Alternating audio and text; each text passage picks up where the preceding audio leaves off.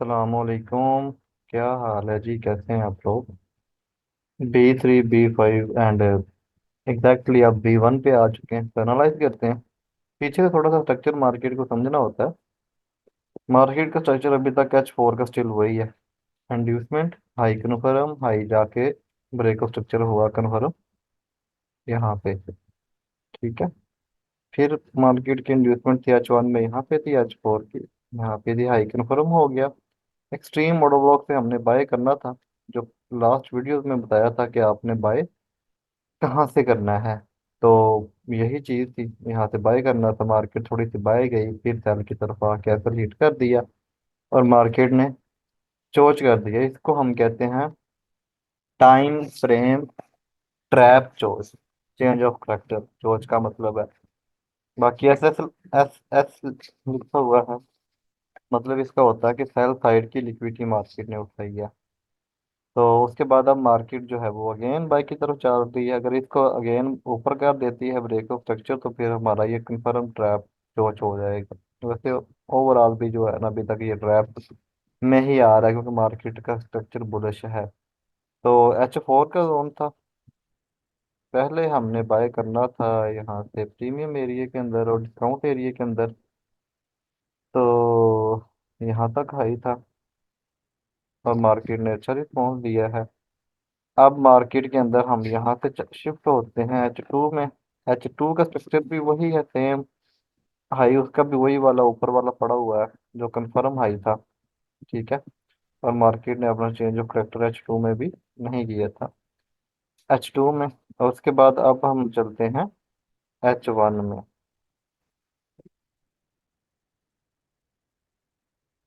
अच्छा जी, H1 का structure market का इंड्यूसमेंट टेकन आउट हुई थी यहाँ पे, हाई कन्फर्म था।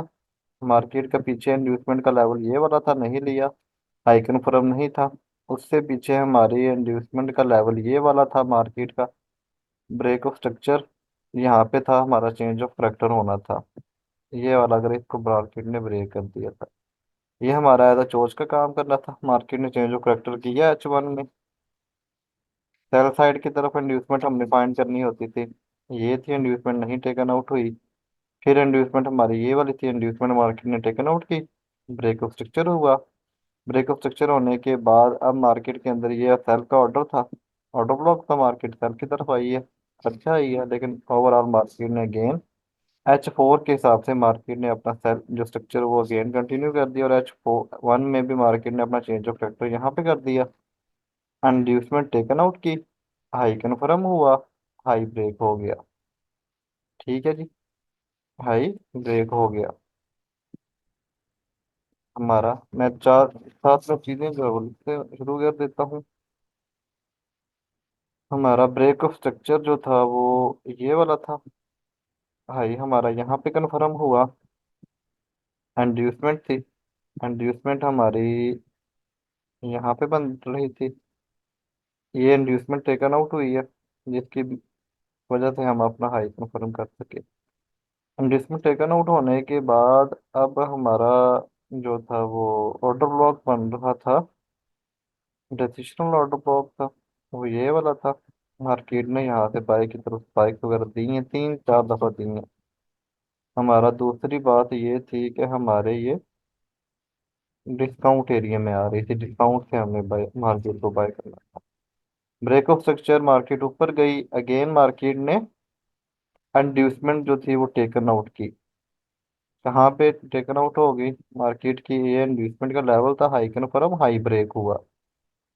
हाई ब्रेक होने के बाद अब अगेन जो थी हमने बाय करना था डिस्काउंट एरिया से। जो मैंने उस वक्त एनालाइज किए थे, उस वक्त मार्केट ये इंड्यूसमेंट के पास घूम फिर रही थी। मार्केट अभी तक अपने डिस्काउंट एरिया में नहीं आई थी, जिसकी वजह से हम इसको बाय नहीं कर सके थे। ठीक है जी। तो इसके बाद जो था हमारा पास मार्केट जो है वो अगेन अप की तरफ गई। इंड्यूसमेंट चेक करनी थी हमने, सॉरी। मार्केट ने अपनी इंड्यूसमेंट का जो लेवल था वो टेकन आउट नहीं किया। ठीक है।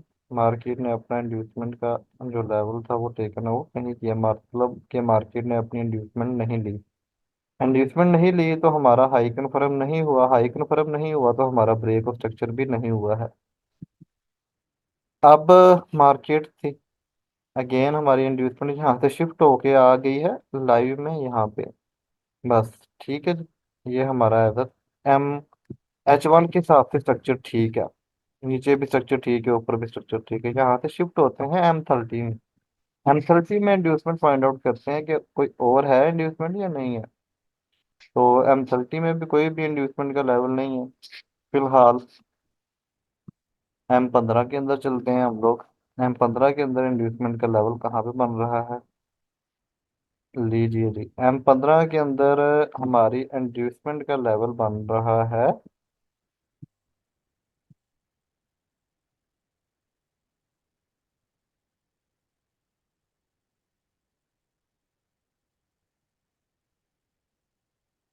यहाँ पे सॉरी वो कोई मसला आ रहा था, कॉपी नहीं हो रहा था। तो यहाँ से आई, ये हमारी इंड्यूसमेंट है M15 में। ठीक है, जो अभी तक मार्केट का स्ट्रक्चर है उसके हिसाब से ये था, ये वैलिड पुल बैक था। पीछे मार्केट का स्ट्रक्चर जो था इंड्यूसमेंट का, वो यहाँ पे पड़ी हुई थी मार्केट की इंड्यूसमेंट जो थी, ये वाली पुल बैक के ऊपर थी। ये वाला जो पुल बैक है, यहाँ पे मार्केट की इंड्यूसमेंट का लेवल था, इस पे हाई कन्फर्म हुआ था। और हाई कन्फर्म होने के बाद M15 में मार्केट ने ब्रेक ऑफ स्ट्रक्चर कर दिया था। तो पे यहाँ पे हमने लिखना है break of structure.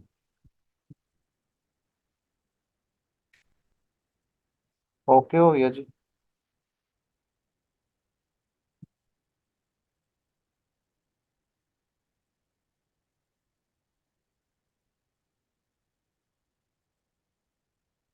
Break of structure confirm है।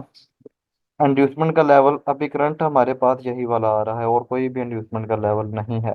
यहाँ से हम शिफ्ट होते हैं M10 टाइम फ्रेम में। M10 के टाइम फ्रेम के अंदर भी हमारी इंड्यूसमेंट का लेवल भी यही वाला है। नहीं, M10 के अंदर नहीं आ रहा, ये नहीं इंड्यूसमेंट नहीं आ रही है, ना ही ये वाला आ रहा है। ठीक है, इसके बाद शिफ्ट होते हैं M5 के अंदर।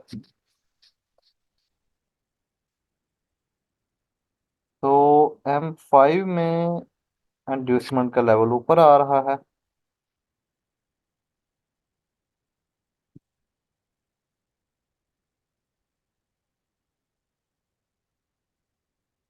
ये था, ब्रेक ऑफ स्ट्रक्चर हो गया है, वैलिड पुल बैक है। यहाँ से भी ऊपर चला जा रहा है हमारी इंड्यूसमेंट का लेवल ये। अगर मार्केट अगेन नीचे की तरफ आती है, इसको ले लेती है, तो इंड्यूसमेंट कंफर्म हो जाएगी हमारी। ठीक है, तो उसके बाद फिर अब हमने बाय का जो है वो ट्रेड अपनी फाइंड आउट करनी है। तो बाय की ट्रेड हम M15 के हिसाब से देखेंगे तो कहाँ से हम बाय कर सकते हैं। ये था डिस्काउंट एरिया में हम फाइंड करेंगे, तो इंड्यूसमेंट और इंड्यूसमेंट के बाद M15 का ऑर्डर ब्लॉक नीचे पड़ा हुआ है ऑब्वियसली। M5 के अंदर आपने कहाँ से फाइंड आउट करनी होगी इंड्यूसमेंट, ये ले लेती है मार्केट यहाँ से। नीचे आता है, नहीं बन रहा ये यहाँ पे, आपकी कोई भी एरिया नहीं बन रहा। सिर्फ स्पाइक्स के लिए अगर आपने इसको बाय करना है B1 को भी करंट में, तो ये एरिया है आपका डिमांड का, जहाँ से आप बाय कर सकते हैं। इसके बाद नीचे और नहीं है कोई भी एरिया, इंड्यूसमेंट नहीं होगी, हम बाय नहीं करेंगे। ये ऊपर वाला जो जोन है ये एक दफ़ा मिटिगेट हो चुका है। अगर आप फिर भी रिस्क लेना चाहते हैं तो आपकी अपनी मर्जी है, लेकिन नीचे वाला जोन जो है ज़्यादा अच्छा है, बेस्ट है। इसके बाद हम अगेन M15 का जो है टाइम फ्रेम ओपन करता हूँ, और इसमें आपको मैं बता देता हूँ कि आप कहाँ से जो है वो मजीद इसको एंट्री जो है वो बना सकते हैं।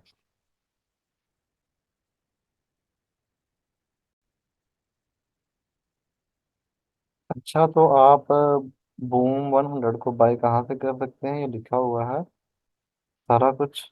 और जहाँ से भी आप इसमें बाय की जो है वो ट्रेड लगा सकते हैं। फर्स्ट ट्रेड है 13,730, मतलब कि वो M15 के स्ट्रक्चर के हिसाब से मार्केट किया है, जो वो ट्रेड है आप लोगों को बताई है, तो वहाँ से आप इसको बाय कर सकते हैं। और 13,730 यहाँ से बाय होगी, और 13,900 पे हमारी मेन टीसी जो वहाँ पे होगी। अगर मार्केट इसी तरह से सेल की तरफ आती है तो फिर इंड्यूसमेंट टेकन आउट करती है, और तब हम आप यहाँ से इसको बाय की ट्रेड कर सकते हैं। तो इसमें जो है रिस्क आपका 13,645, मतलब रिस्क ज़्यादा है इसमें, क्योंकि मार्केट के अंदर आपकी H1 के हिसाब से और है, M15 के हिसाब से, M30 के हिसाब से ट्रेड हो रहा है। वैसे जो M15 के हिसाब से एसल बनता है वो यहाँ से आ गया 13,700 तक, एसल उसका बनता है यहाँ तक बस। ये बन रही है 1/5 की रिस्क एंड रिवार्ड रेशो, तो यहाँ से आप इसको बाय कर सकते हैं। लेकिन जो फिर H1 के हिसाब से आता है तो वो भी आप लोगों के साथ ट्रेड जो है वो शो करवा दिए, मैंने आप लोगों को बता दिया है, वहाँ से आप बाय कर सकते हैं। सॉरी, मैंने वो एनालाइज पहले किए थे, तो लेकिन मार्केट ने इंड्यूसमेंट जो थी वो टेकन आउट नहीं की थी, तो इसलिए वो जो लिमिट जो है वो शेयर भी नहीं कर सके यहाँ पे थी। और मार्केट जो है वो मेरे ख्याल में 713 और 713 पूरा था, और 714 पे एक पॉइंट सिर्फ रहता था, मार्केट में वहाँ से पहले ही अपनी बाय की तरफ चल पड़ी थी। वो M15 का जो था वो ऑटो, इससे मार्केट जो है वो बाय की तरफ चली है, और मार्केट अपने डिस्काउंट एरिया में आके बाय गई है, और मैं उसको एनालाइज इसके नहीं कर सका था। तो अभी जो है आपकी करंट एनालाइज वो हमारे यही है कि आप यहाँ से इसको बाय की देख सकते हैं और कर सकते हैं। शुक्रिया जी।